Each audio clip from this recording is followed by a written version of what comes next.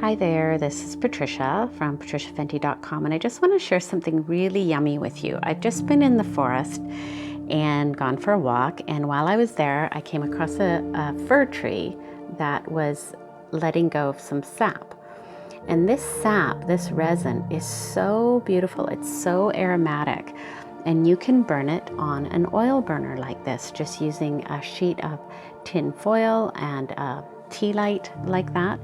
And it releases the most amazing fragrance you can imagine. And I do have a video on how to make hand blended incense, and I'll put a link to that below, and also a video on how to burn incense as well. But if you want to bring the aroma of the beautiful outdoors into the house, you can pick some of this resin, and you can do pine resin. Any kind of sap that's coming off the trees will have a fragrance to it, and you can just simply burn it on one of these oil burners like that.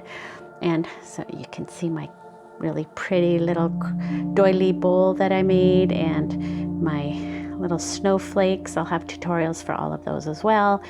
And yeah, so I just wanted to share that with you because it is so beautiful.